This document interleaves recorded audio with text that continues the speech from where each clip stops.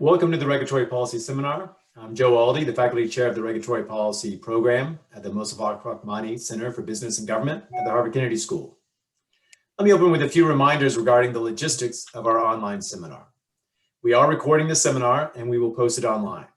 So if you know of someone who is interested but could not attend the talk live, please let them know that they can access the seminar at the MRCBG YouTube channel, and I'll put this in the chat box for you in a few minutes.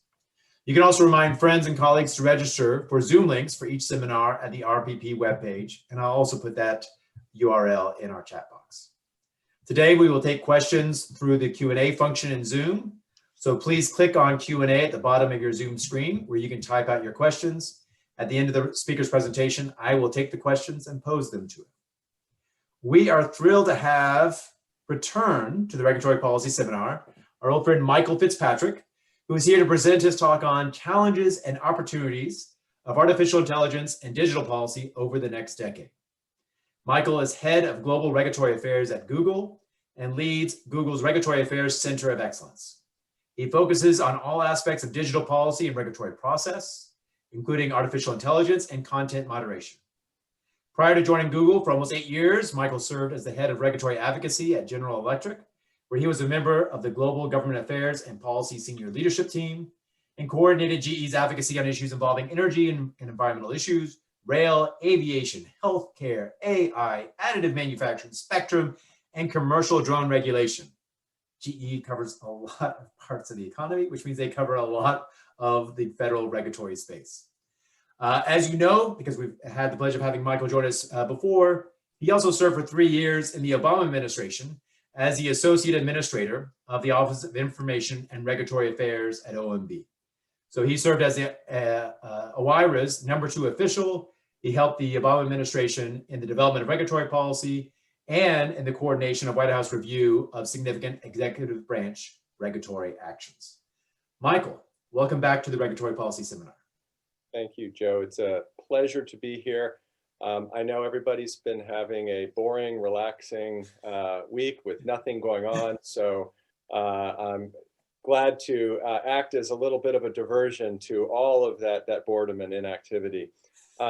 Listen, I'm here to talk about an issue that I think, based on the interest in this conversation, which I think has more to do with the topic than with me, is something that is front and center of people's minds in policymaking, and that is how do we handle artificial intelligence, which is developing quickly, it's scaling in our lives in a whole host of ways, and I think it is an area that we all acknowledge requires some careful, smart, and intentional policymaking so that we can really seize the benefits, the social and economic benefits of AI, but adequately address concerns, harms, externalities. And this is a challenge. That's part of the challenge in the title here, because it is a complex, rapidly dynamic, rapidly evolving technology. And it's going to require some new thinking in terms of regulatory approaches. But I think more than a challenge, it's really a big opportunity for the world, because for those of us who are regulatory geeks, and I count myself proudly as one, I think Joe is at least an amateur geek, if not a professional regulatory geek. There are very few times in one's career where you can see a greenfield opportunity to really build regulatory policy around something new, right? So often we're trying to adjust to evolutions within existing technology spaces or industrial activities, et cetera. And it's more of an incremental approach. But I think there are relatively rare examples of where there's a new technology, it's rapidly evolving, it's coming on the scene quite quickly, and there's a broad acknowledgement that, hey, we're going to have to architect some policies to address this, but we have flexibility to do it because there's not a kind of a calcified, Baroque regulatory structure that's already built up around that. That's a huge opportunity because that gives you the flexibility to iterate into regulatory approaches in ways that you don't always have. Let me talk a little bit. I'm going to break this up into a couple pieces, and then I want to have ample time for Q&A. But I want to first talk about the global environment in terms of AI policy. What's happening around the world, and then I want to talk a little bit about what I think is a smart approach to regulating AI, and I'm happy to be challenged and questioned. But I think it's at least a start in the conversation. And I've passed on to Joe a white paper that's public that we produced that lays out our vision of what we call a responsible AI regulatory framework. So first, let me say that we are rapidly moving globally into the era of AI principles to AI policy. And you've seen that shift over the last 12 months. There was a lot of activity globally in 2017 and 18 and 19, both inside of technology companies and in governmental entities, to set out a variety of principles that I would say roughly congeal around a concept of responsible AI, right? Ethical AI, human-centric AI, trustworthy AI. And that's good, because I think it created some consensus and groupthink around what are the key values that we want to make sure that we preserve and endorse when AI is being developed and when AI is being used, okay? Google's principles were, I think, industry leading. They came out a couple years ago. You can Google them and they'll pop up quickly. I think noteworthy among them is that we were, and I think maybe still are, one of the only companies to actually state in our principles things that we will not do, things we will not develop AI around. So we both have proactive principles, but also negative principles, things that we will avoid. And these principles guide our internal development of AI technology. We actually have a robust process inside the company to vet new technology developments that involve AI against these principles, and to think them through and to challenge ourselves before we even try to commercialize them. But now we've moved beyond that. Now we've got governments globally really sort of grappling with questions of how do we make policy around AI? How do we make policy around AI so that we can ensure that we maximize net benefits and protect the public in terms of private sector use of AI? And also, how are we going to use AI as governments, which presents some really sticky questions, I think, and challenges. So what do we see in 2020? What we see are countries all around the world engaging in various forms of AI policymaking. I'll just go down a list, and I'm not going to dwell on each of these because we don't have time, but Canada is engaged right now. Brazil is engaged. Colombia, Singapore, Israel, Japan. You have horizontal approaches that are developing in Korea with the Basic Act, in India. And then you have the mother of all horizontal proposals coming out of the AU white paper on AI, which I will talk a little bit more about, because it is one of the centers of gravity in terms of global AI policymaking. And it's very much a EU appropriate approach. It's very horizontal, coming out of Brussels, and it's quite precautionary, at least in its early conceptions. But we'll get to that in a moment. In the US, you have another important center of gravity in the Omb Ai Memorandum, which came out in January. Again, you can look it up online. I thought it was actually an excellent piece of proposed policy. We commented on it publicly. Again, comments are public for both the EU and AI from Google's perspective. But that has not yet been finalized. I understand after repeated pings into the White House that it is in the final stages of clearance. There was even a Wall Street Journal report on this a week ago. But who knows? Joe and I have enough experience with White House clearance, especially in such a chaotic environment, that I don't know when it will pop. But I think it's really important that the US does finalize its policy, because the US has to serve as one of the major global influencers, I think, on AI policy. You've got questions in AI governance around how do governments regulate I call it the external dimension. How do they regulate the public's use, the commercial use of AI? And then, as I mentioned, there's an internal question, right? How does government use AI appropriately? And there, I think there's kind of a ladder approach. I think it's helpful to conceptualize it as rungs on a ladder. I think there are going to be uses, there already are uses of AI that are quite, where I think a consensus can be quickly formed that these are very much net beneficial, right? How do we optimize the allocation of resources across government operations? How do we optimize government operations? How can government do more for the people on increasingly limited resources? How can it be more efficacious in its delivery of services? But as you ascend the ladder, you start to get into the possibility of AI being used in a decision-making process, right? You could imagine maybe less worrisome, but not non-worrisome forms of this. Huge amounts of fairly pro forma zoning application decisions, right? That you could see AI applications allowing government to make much more quickly and efficiently with rights of human appeal. They don't really go to core fundamental liberties and benefits.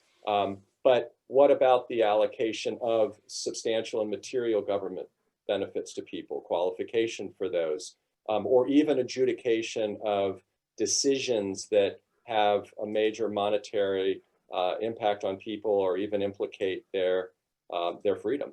It's those levels especially where I think there will need to be a good deal of very careful thinking.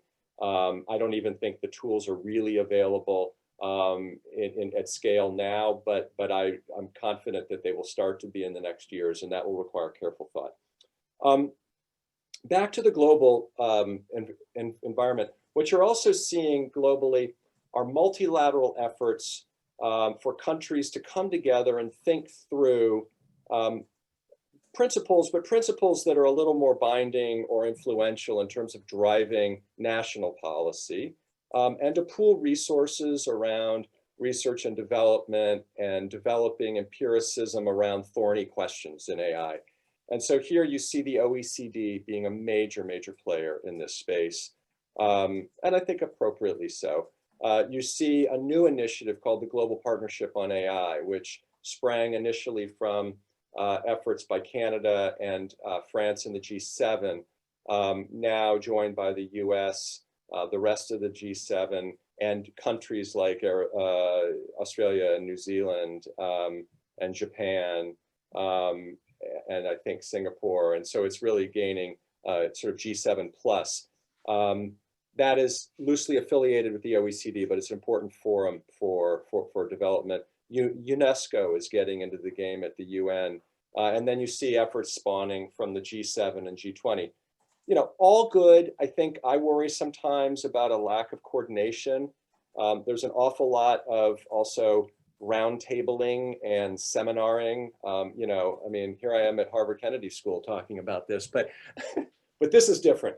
But you see coming out of Brookings and Bipartisan Policy Center and the Atlantic Council and the U.S. Chamber of Commerce, and now we can go global in those types of organizations.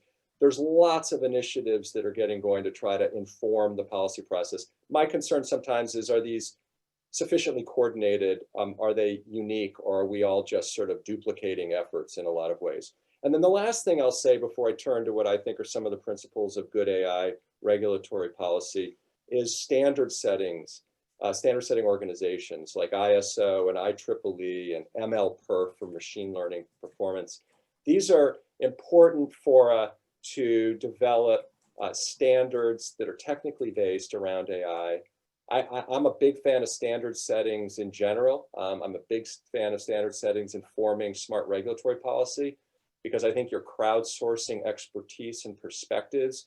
You're bringing in multiple stakeholders into the process. You tend to drive from an empirical foundation. And I think you tend to work from the center out anytime you have a heterogeneous group of people coming together to try to set a standard. And I favor center out solutions to a lot of things. I think they're more durable and they're more practical. So let me finish by turning to what I think are some of the key principles or approaches to making smart regulation in the AI space. And let me start by saying one piece of good news is, and by the way, I haven't talked about the US and EU approaches, so Joe, put that on as a question. Okay. And we'll get around to that. I don't want Yeah. to do it myself right now. I think a shared space, you always want to start with shared spaces, right? A shared space for government, for citizens, and for technologists, including technology companies, is trust. And I mean this seriously. This is a little, it can sound glib, but I actually mean this quite seriously. Each of those groups has a real interest in ensuring that AI is trusted. We want it to scale. We want it to scale productively and beneficially for society. And that's a shared goal. Technologists, we can't commercialize AI and scale it unless people trust using the products and unless government trusts us enough to do it that they're not going to come in and shut it down, right? And so let's start. This goes to that opportunity about starting this together, this conversation together early. I think we build trust together. Our CEO, Sundar Pichai, said earlier this year, when we were really in neck deep in the EU process, that AI is too important not to regulate. And that is true. AI is too important for there not to be regulation built around it. The question, as is always the question, is the when, where, how, right? How do you do it? When do you do it? Where do you do it? And with that, let me get into answering some of those questions from at least my perspective. And this is actually a useful moment to state what I hope is a standard disclaimer. Everything on this recorded Zoom session are my views and my views alone, and not those of my employer. But back to the previously scheduled programming. I think the most important first principle is that the regulatory framework focus on applications and outcomes and derives from a careful definition of AI. AI can be expanded wildly, broadly, and it can encompass huge amounts of software that we've had around for a long time, and that really is already accommodated in both our regulatory system and our lives. But I think what we're really all worried about more than anything is machine learning based, future-oriented AI technology that's really going to get into the business of making predictions or decisional recommendations, et cetera. So carefully define AI and really focus on applications and outcomes. There are innumerable applications for AI, and they're all very different. And I think they resist simplistic one-size-fits-all solutions. You're in healthcare, it's going to be different than if you're in energy, than if you're in transportation, than if you're in financial services. And even within those, there are wildly different applications that have different risk levels. And so it really is, in my view, an area that requires some real nuance and respect for heterogeneity. Which leads me to my next point, which is, in the first instance, I think you should bias towards relying on existing regulatory frameworks and existing sectoral regulators. Already, we have a pretty extensive regulatory set of regulatory laws and approaches, and really good regulators in countries that are able to take the AI component of some new technology or activity and regulate it as part of regulating the whole.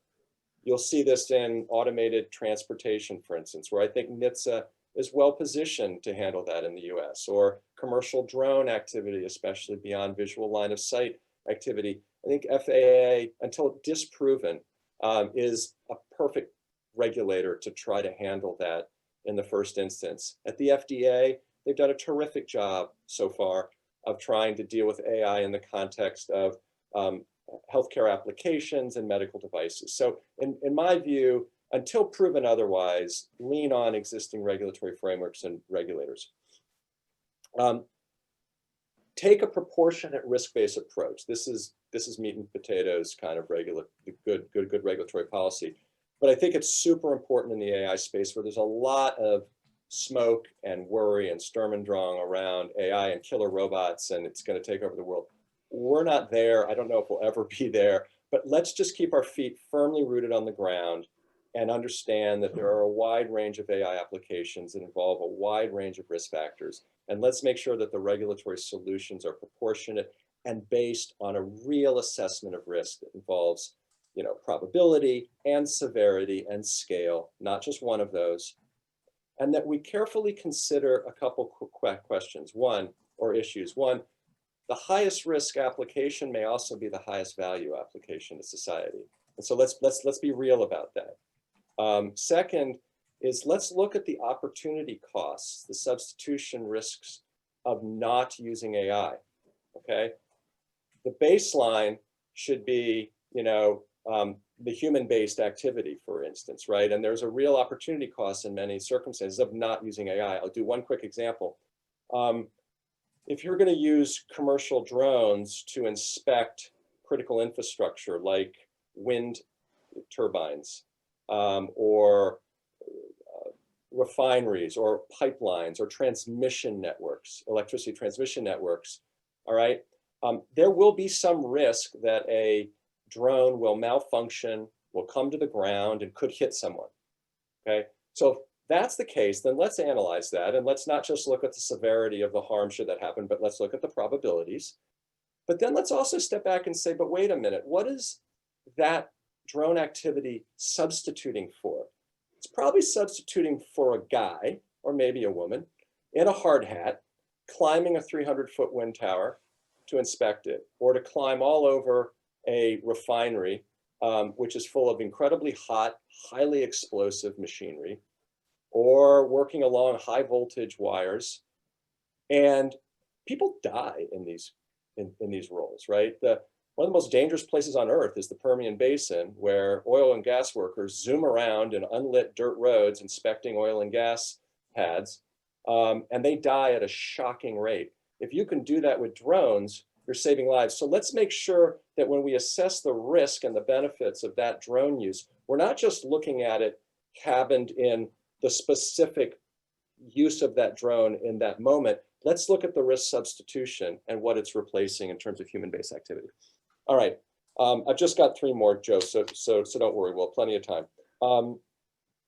Acknowledge trade-offs, and I'm gonna get a piece of paper out here because I wanna make sure I hit some of these. But these are really important because this is where designing regulatory policy gets fun and hard. So there's always trade-offs in designing regulatory policy. If you use less identifying data to protect privacy, right, you can get unintended consequences like outcomes that are biased against underrepresented populations, right? Because that's a trade-off. It's a legitimate discussion. I'm not coming down on which side it tips, but let's acknowledge that oftentimes to de-identify data to protect against certain equities like privacy, you may end up with bias or discrimination. If you restrict data sets to those that have been approved by a particular jurisdiction, one worry in the EU approach to AI, right? Are you in fact limiting the data sets such that you are reducing geographical and cultural diversity in the resulting AI applications, right? Which can lead to questions around efficacy, but also questions around discrimination and bias. If you make algorithms super explainable, are you making them super simple and again, less efficacious, right? So let's understand that there's a trade-off there. And if you require human intervention, which I have nothing against in the general, are you actually improving safety or fairness, or are you injecting less safety or fairness into the system? Let's acknowledge that human beings fail, and we are profoundly prejudiced in many ways, and we often operate in a black box because no one knows our motivations. So let's be real about the question of how much human intervention is appropriate for a particular circumstance and what the costs and benefits are of that human intervention.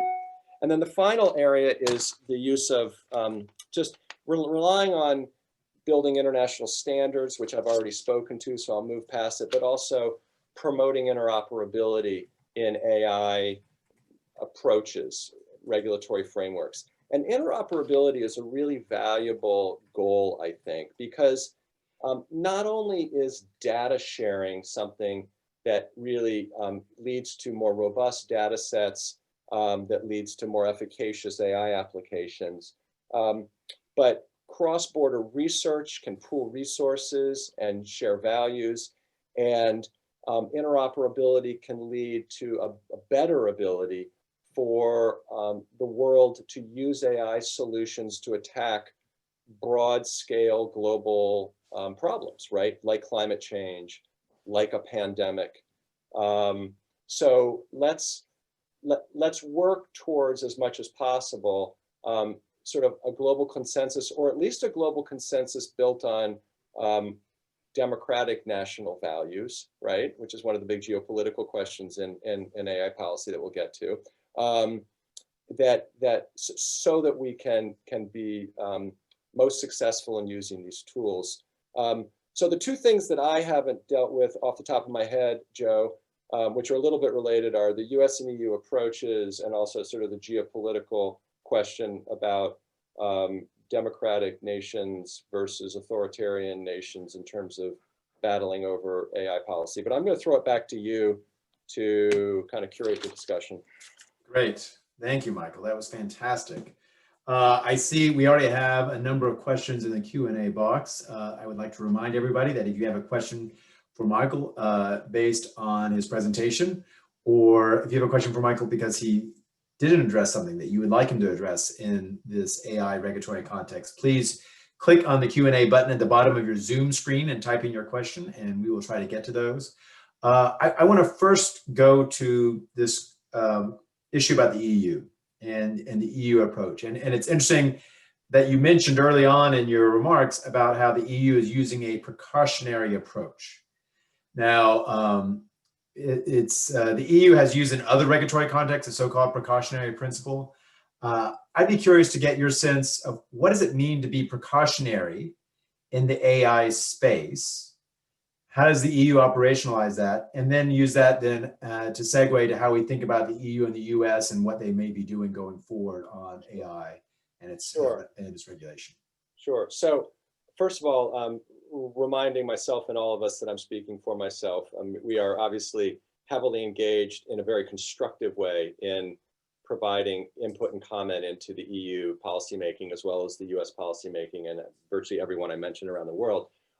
Let me nuance that point to say, you know, there are precautionary qualities to the early proposals in the EU, whereas I think in the US they're taking a traditionally more kind of ex post risk demonstration approach. Let me step back if I could and just try to briefly summarize where I think these two models are going. And let me start by saying these two models share a lot more in common than they don't, especially when compared to, say, a Chinese or other authoritarian model of AI use and AI regulation, what would and wouldn't be allowed. And that's a critical point when we get to the geopolitical questions here. The US approach, and you can read it again in this Omb memo, I don't think it's going to change that much. The comments were generally very supportive from industry and sort of indifferent to mildly supportive even from the NGO community. So I think they did a really good job coming out of the gate.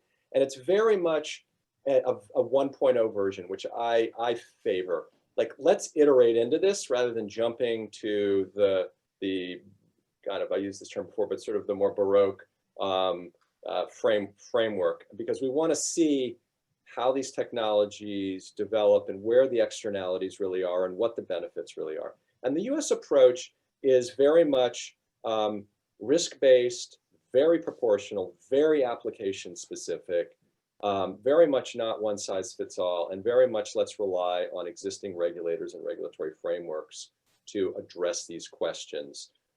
There are sort of it's a soft horizontal approach in the sense that they're telling all of the agencies that these are kind of key considerations, and there's the risk, there's the CBA risk assessment process that they need to go through, and they're going to be watched by the White House and all of that. But it is very much of a soft horizontal approach. The Europeans took a little different approach. And look, this is cultural. Europe regulates itself the way it wants to regulate itself appropriately.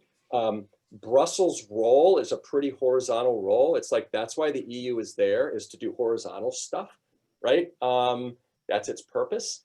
And I think there are arguments that are good ones that, in a sovereign entity that is 27, 28, national bodies, that you need some kind of holistic approach to this, lest you have a really balkanized patchwork approach. So what the EU approach says is we are going to be risk-based, and it appears a lot of this is unresolved. So this could go a lot of different directions, good and bad, from my perspective. But it seems that they are moving towards one that's going to focus mostly on high-risk applications, real questions about how high risk is defined. It can be narrowly or broadly defined. And they are going to, it seems, set certain requirements around explainability and security and fairness and bias and transparency and accountability that would apply across the board to AI technologies that fall within a defined space of high risk, okay? And that would be enforced through conformity assessment mechanisms, which are ex ante, right? Like, you can't enter the market unless you have reached conformity assessment around these horizontal requirements for your AI application. And then, of course, there will be ex post market surveillance enforcement as well. I think that's the rub, right? So as I look at this on 3 dimensions, it's four dimensions. Do they define AI appropriately narrowly? Meaning, you don't want to capture all software that does something analytical using rules and data that's input into it, right? We've been doing that for a long time, back to computer cards. Is it really the stuff we're trying to go after because we're worried about it? Second, high risk. Is it appropriately defined and cabined to really hit the stuff that's high risk? Third, oh, and by the way, on that, the current proposal is to have a series of sectors that would be defined as embodying high risk approaches. And then there's an actual test within that sector about whether a particular AI application, in fact, is high risk, and it's built around questions of physical or material harm, financial harm, harm to civil liberties, but also includes a worrisome phrase, immaterial harms, which could cover lots of things, including value-based things. And I have nothing against value-based things, but if you're going to regulate AI based on value-based criteria, it could get really sticky very fast. Okay, now, what does that mean when you fall within that definitional framework? It means that you may have to achieve conformity assessment around a series of these requirements for your application. How each of those requirements is defined, more or less narrowly, is going to be a big deal. And how one gets through conformity assessment and who's going to do it and who has the resources and expertise to do it is really important. And my worry, my hope is that they design a very balanced approach, understanding that AI is super important for Europe. It's not only important for citizens, because there are big social and economic benefits to be gained, but also it's really important for European businesses who are using AI to compete globally. And I think it's an important area of development, especially in the B2B space, where a lot of European companies feel like they still have a lot of room to compete globally. I think they've almost acknowledged that they've sort of given up on the B2C space a little bit. So who's gonna who's going to do this? What you worry about is that you are really inhibiting the scaling and penetration and use of AI in Europe, okay? Because I don't think that's to Europe's benefit. And I think there will be various companies that if the requirements are too onerous, may not enter the European market. They may not be permitted in the European market. And that is, I think, a little worrisome. If it's too stringent as well, I worry that it also exacerbates kind of a protectionist trend we see in the US over the last 3 or 4 years with China and now in Europe, where everybody's kind of defined, like ring fencing their worlds and their approaches. Last point. And so, by the way, the approach that I favor more is as a version 1.0, and I think my employer does too, not surprisingly, is one where we would consider a very transparent, self-regulatory approach at the front end, meaning we would self-identify high risk and we would do a self-certification to a set of principles, right? So we would sort of do our own conformity assessment. It would be publicly available, reported to the government. And then what you do is you attack the issue when there are externalities that are revealed. When you have ex post demonstration of harm, you go back, you enforce, you look at that conformity assessment, you audit it, and you figure out what happened, okay? That to me, I think, promotes more innovation and grabs more benefits for Europe while still protecting the public adequately, and they can always iterate into a more prescriptive approach in the future. Last point, which is really important, the other issue that's arisen in this debate is one that's now maybe sort of drifting into its own parallel policymaking, but it involves legal liability questions around AI and whether or not AI is going to fall within various strict liability regimes. They are revising and revisiting their product liability directive and their product safety directive and may issue freestanding rules on liability. And two big questions are, one, do they include software and AI as covered areas within the product liability directive, which would be a huge and momentous expansion of strict liability, and I think would be very, very damaging to European businesses, especially SMEs. And how do they define high risk AI in that context? More recent discussions of this have seemed to be more moderated and really trying to focus on clearly high risk AI. But this is a very, very important question around liability with AI. Back to you, Joe. Thank you, Michael. We have more than a dozen questions. So I'm going to go through a few. I'm going to go through. I'll try to keep answers tight. So the first one I want to go to is on a point that you raised, which are the trade-offs if we, for privacy purposes, decide to limit the data we use. But that may cause us to deliver results through AI algorithms that may have some bias or discrimination. So the question that's asked is, what can we do to ensure that the data our AI models are trained on span the profiles of people from around the world and across different cultures? Right. I mean, that's a fantastic question, and there's no easy answer to that. Let's just say, first of all, there's a couple complications here, and I'm going to warn you all. Then Joe knows all about this because he was, he was not always a professor. I can quickly find myself sounding like I know more than I do.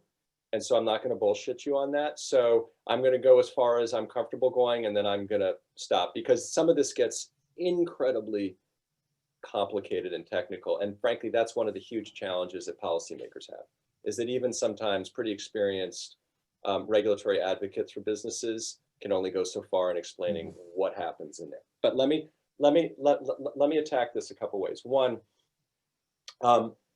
I think at the end of the day, working backwards, the real key to protecting both privacy and against discrimination, bias, and for fairness, which are all in a way slightly different concepts, is measuring the output against a baseline of performance, right? So to me, the real question is, are we auditing satisfactorily what's coming out of the algorithm? And is it meeting our standards of fairness, right? Our standards of performance. And if it's not, we go back in and we figure out what is going on, okay? Because a lot of the questions about how to deal with this on the front ends are very complicated. So I would say that, first of all, there are under the GDPR already protections for data, at least in the European context. I would say, second, what you want to do is pool, and this really cuts against hardcore localization requirements, but you want to pool, have the ability to pool more global data in order to create more robust data sets in that initial set of training data, and then even the operational data that the algorithm's churning through when it's doing its business. I think you want to promote government release in a sanitized way of data sets that governments are in control of. And Joe and I were involved in a lot of open government stuff at the beginning of the Obama administration. And I think it really, to great effect, that just the release of huge amounts of government data spawned an immense amount of innovation in app building. And it was all done in a way that protected privacy. The algorithm itself can actually adjust for bias. So let's remember that. One of the benefits of algorithmic design and objective setting is if you're dealing with an AI application that's going to be used in recruiting context, or recruiting and hiring, or an assessment, a human assessment, or even adjudication, you can actually very consciously go in and say, we're going to try to correct for bias that we anticipate, or even to correct to perfect against bias that we acknowledge exists in the human-based system, right? Because we know discrimination occurs in the human-based recruiting and hiring system. Maybe in a more idealistic view, the AI application can actually work against that. And the algorithms themselves can adjust in all kinds of ways for bias in incomplete data sets. Now, I am by no means going to finish this discussion by not acknowledging that there are plenty of examples of where AI applications go off the rails, where there's clearly embedded bias. And this needs to be attended to very, very carefully and watched. But I do believe that rather than trying to look under the hood or into the black box of the algorithm, I think there should be some transparency there, some useful explainability and transparency. That you really want to try to focus your efforts on the back-end outputs. Let me finish with one point, which is just a caution on what I think is very well-intentioned European approach to try to imply, and there's one conception of where Europe's going, which implies that you're only going to be able to use data sets to train algorithms in the EU that are based off of GDPR compliant data sets, okay? Which probably means mostly European data sets. We know enough about Europe to know that Europe's population and its environment is really different than Africa's and Latin America's and Asia's and even the United States. And I don't know whether, if we're worried about bias and discrimination, that approach is super awesome, as, you know, Northern Europe's, you know, data sets flood into the system and create kind of unrepresentative versions of the world and the truth, right? And so, again, it's a complexity that we all need to deal with. Joe, I failed on the tight answer, but that was a hard question. Okay, well, I'm going to give you another hard question. We'll see if you can have a shorter answer to this one. This is from my colleague, John Haig, because it's relevant to what you just said about GDPR. He made 3 observations, so I'll repeat these observations as preface for his question. 1, in general, the rate of technology regulation cannot keep pace with the rate of change in technology. 2, whoever sets the initial regulatory approach can define the global regulatory structure, because tech companies don't want to have a disparate approach across multiple countries. And he gives the example of GDPR. GDPR, yep, good. And 3, once regulations get set, evolving them becomes difficult, and we get kind of locked into a system and a potentially narrow path going forward. So his question based off those is, how do we reconcile these 3 points in a way that allows us to take advantage of the many benefits of AI and continuing innovation while managing and addressing the risk? Great question. Man, I agree with all 3 of those points heartily. Okay, two thoughts. First, this is why I focus so much on this idea of being comfortable iterating into a regulatory approach in the AI space and not feeling like we have to figure it all out in the first tranche and to be prescriptive, because I don't think we can. I think very soon AI technology development will have outpaced that. We'll actually realize that there are all these benefits we didn't realize, and there are actually these different externalities that we thought. Other externalities that we worried about have been self-corrected by the system, you know, and because we're always like, we have an interest in solving externalities just as a business proposition. It's bad business to do stuff that people are really pissed off about and create all kinds of social unrest and social harm. So I really feel like AI especially is an area for, light touch is such a pejorative term in so many people's minds, but like an iterative process that maintains flexibility and adaptability and nimbleness in the regulatory approach. I think there are huge opportunities for self and co-regulatory frameworks between technologies and government, listening to civil society, for there to be lots of transparency, lots of auditability, lots of principles-based technology development, and then clear enforcement authority in the ex post world. That to me feels like the right general approach for version 1.0. And then, you know, now, okay, that's point 1. Point 2 is, this is why I think it's so important to focus on sectoral or application specific approaches rather than one size fits all. Because there is going to be super prescriptive regulation in the area of automated transportation and commercial drone activity. And there's not a person, I think, in the world that disagrees with this, including the auto industry and the commercial drone industry, who are begging for performance-based formal regulation in those spaces, because they actually can't scale commercially until they get it. So let's also understand that it's very context specific. And then third, you know, this is where I feel like these partnerships, built around trust and expertise between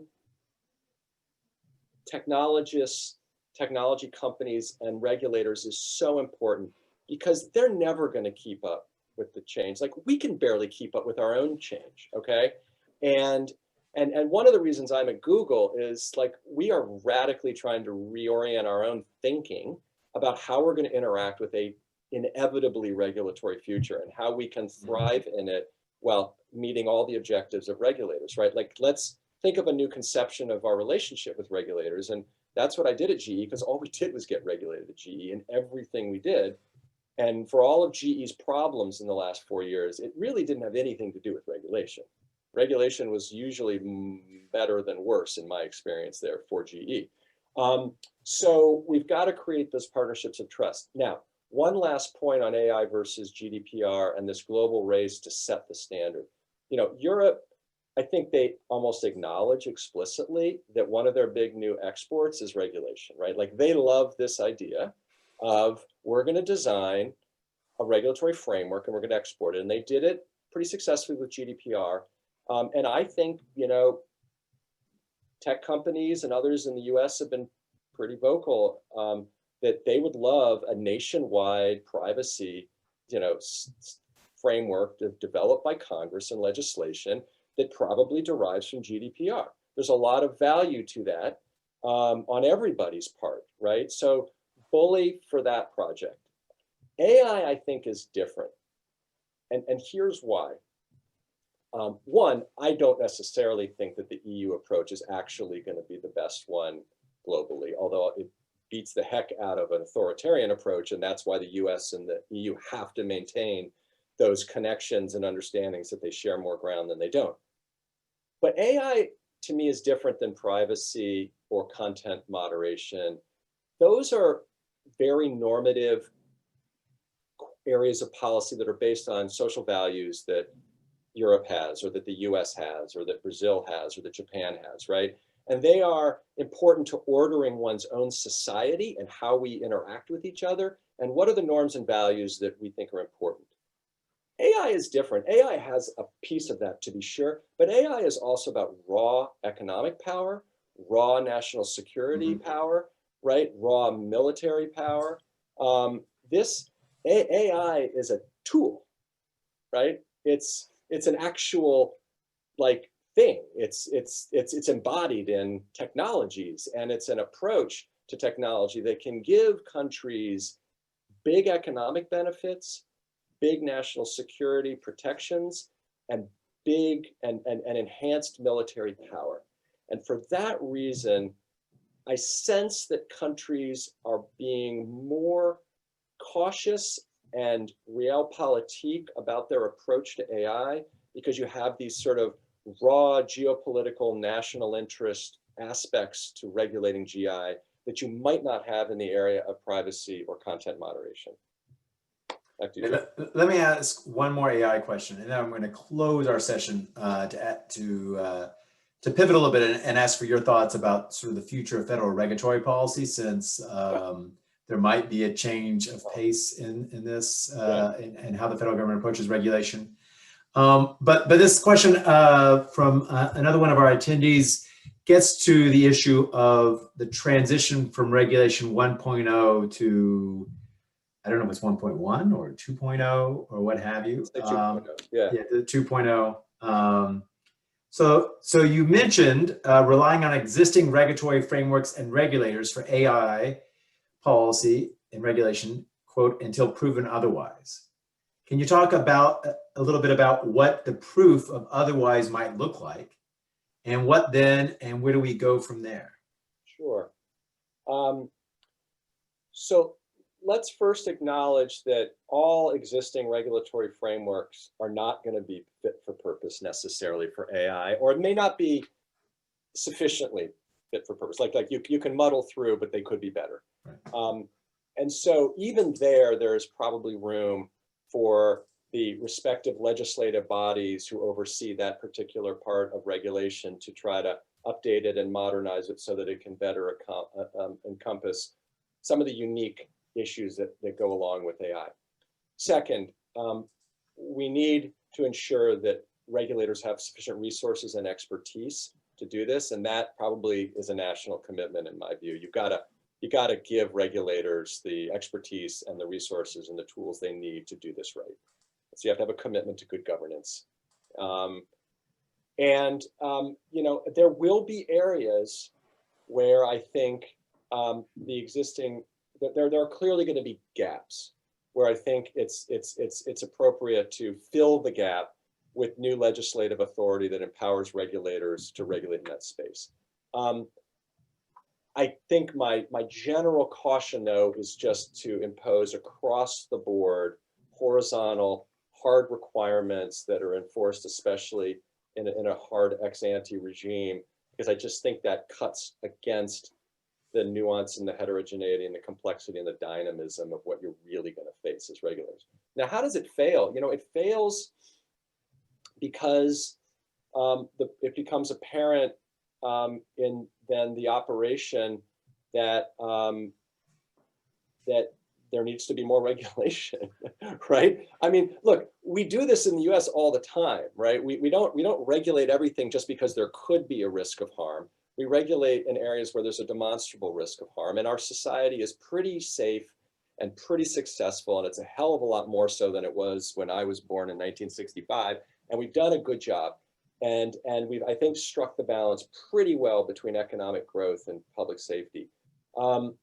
That's how you do it here, right? If the first, you know, if the rollout of automated vehicles or automated freight trucks, you know, is safe, but there's a sense that there's a little too many incidents, safety incidents, then you revisit the standard. That's the same thing you do in almost any other technology. And I just think sometimes we look at AI too exotically as this strange creature, Right. when it's not. First of all, you could argue we've had versions of AI that go back to the 1950s that we've lived with in our society. Every day we pick this up and use AI all the time in ways that we don't think twice about. And let's address AI in a very realistic, pragmatic way on its own terms and not over exoticize it as something new that regulators can't do it. And in that sense, I feel like you deal with it the same way you deal with a new engine technology for an aircraft, right? Or, some new operational software for freight rail that's going to optimize freight rail by, autopiloting the freight train to reduce emissions by reducing, diesel fuel usage. Well, if that creates safety questions, then you go in and you attack them, just like you would with the AI-based system. All right. So final question here. We just have a few minutes left. Michael served 12 years ago as the deputy for the Executive Office of the President Agency Transition Team as a part of President-elect Obama's transition effort in November 2008 through January 2009. So we are about to go into a transition period, either because something happens that's not quite consistent with how we think things are going, which would be for a re-elect of Trump, but what seems, I try not to be Nate Silver here, or Nate Cohn, or any other Nate, might be a President-elect Biden, but it'd be useful, I think, given the attendees have a lot of interest in regulatory policy, to hear your take about what would a transition team do thinking about regulatory policy right now, if we are in that President-elect Biden context, based off of your experience from a dozen years ago, and how then that transitions to the first few months of governing with new regulatory policy. Happy to do it. And by the way, I'm not a hard stop at noon. Obviously, people will drop off. Joe, if you want to go a few minutes after, I'm able to do it. It's distracting me from what you just talked about. Well, we can go. Well, let's go for about 3 or 4 more minutes because we will lose people as they go to class. And so on. Look, I mean, let's just do the Trump answer really quickly, right? Because I think with Trump, it's just going to be more of the same, right? Which is going to be hardcore deregulation, although the targets are going to be fewer because they've shot a lot of the targets already. Footnote: not doing so well in court on the pure deregs of Obama rules, but that is going to get sorted out. And then just a lot of not regulating, right? Which is what I think Trump said he was going to do and has successfully done. Right. Just the easiest thing to do as a president is just don't regulate, and that's been successful. Okay. Biden is going to be a whole different ball of wax, right? That's going to be a traditional transition, but I think it's going to be, supercharged for a whole host of reasons. And here are the considerations that I think you'll see in a Biden transition. I'm going to talk fast. And in the first, day, 100 days, 1 year, right? Okay. So the first thing that they're going to do is they are going to census all of the Trump regulatory activity and divide it into action, no action. And they're going to have to keep their eyes on the fact that they have limited resources, right? Both at the agency to do everything. Stuff happens slowly in the administrative state, and that they have an affirmative agenda that they got to deal with. So you can't spend all your time looking back on what the other guy did to you. You got to move forward. Okay. They're going to then divide up the action list between sort of tools to remediate that. So are things able to be overturned using the Congressional Review Act? And you could explain to them later if you have what the CRA is, but it allows Congress for some period of time without the filibuster to overturn a rule. Gosh, if the Republicans keep the Senate, that whole memo that someone might have written, you can throw it right out the door, right? So that's not going to be an option in most cases. They're going to look at where they can seek abeyances in court on regulations that are still being litigated, haven't gone into effect, where that's still available.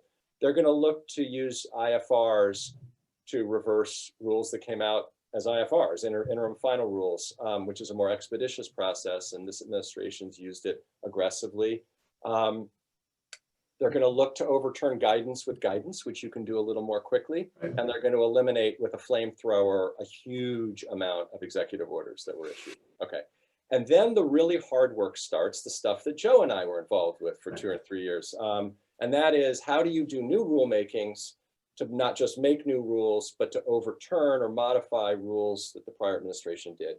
And that's going to be just the slog of going through the administrative process and doing it well and right so that you can survive judicial challenge. And I'm quite confident that the administration is going to take that very seriously and is going to do that very deliberately. But that people have to put their expectation hats on, that if you want to overturn the overturning of the Clean Power Plan or create the replacement for the original Clean Power Plan, or, you know, reverse the auto rule reversal by notice and comment rulemaking, that is not a snap of the fingers exercise.